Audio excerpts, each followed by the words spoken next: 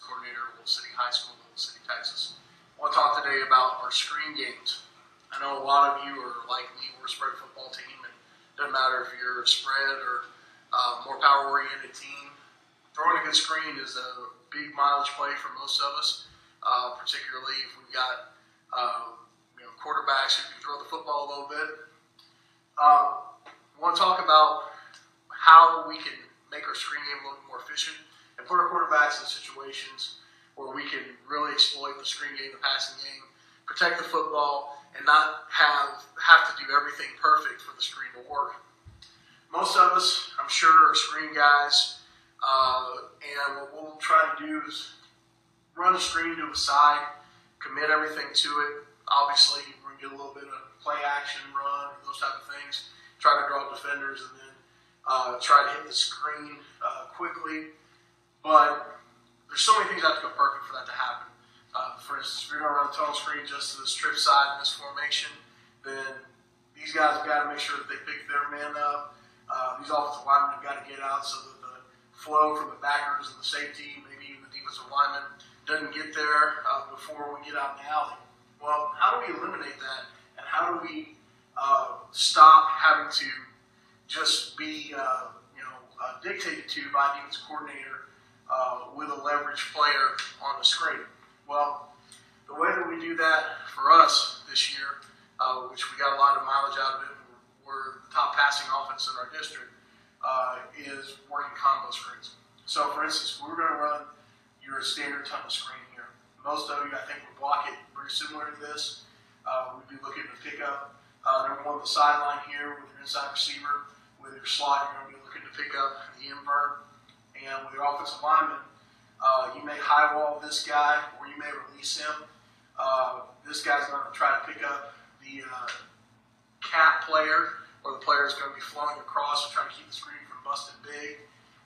You may release this guy, and you may be looking for that force player also, letting these guys get a feel.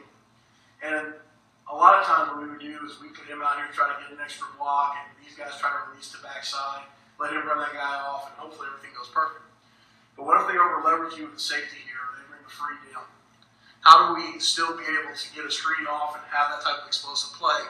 Well, the answer to it, and this is not an original concept, it's stuff that I borrowed from other coordinators, Brian Flynn from Villanova for one, and others I've talked to.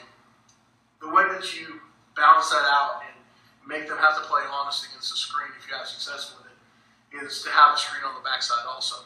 And so what we do, if we're going to run a tunnel here, then what we do on the backside is we're going to, instead of these guys releasing up and trying to cut flow, we're going to release them opposite. So the center's going to go here to the backside linebacker. We're going to set, and we're going to try to get out here to the guy who would be in the alley.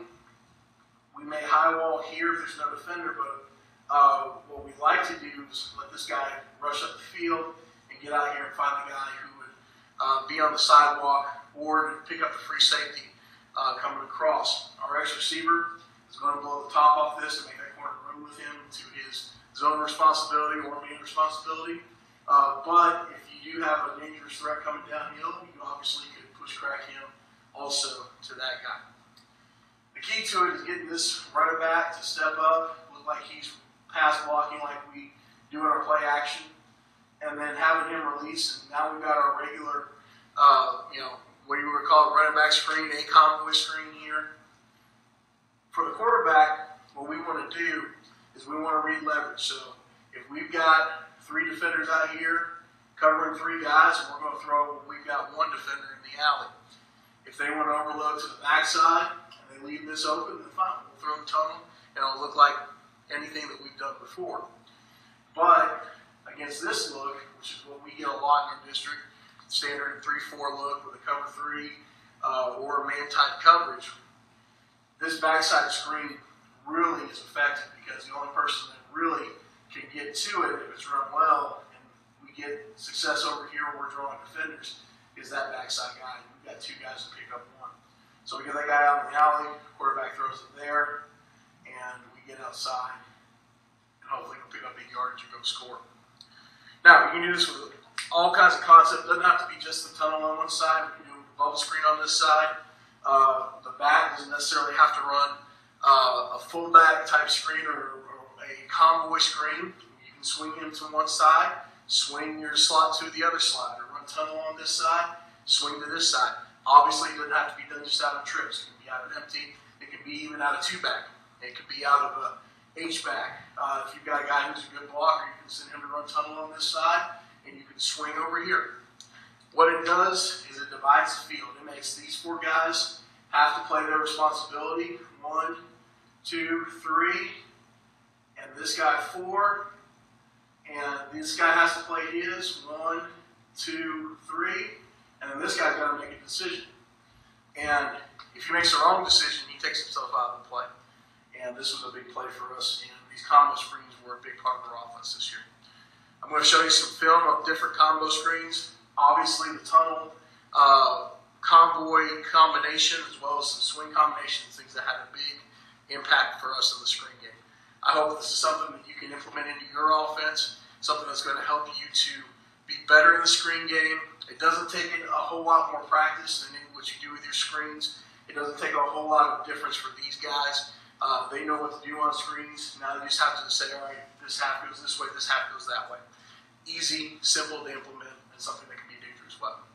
Thank you, coaches, for listening. Hope this is something that helps.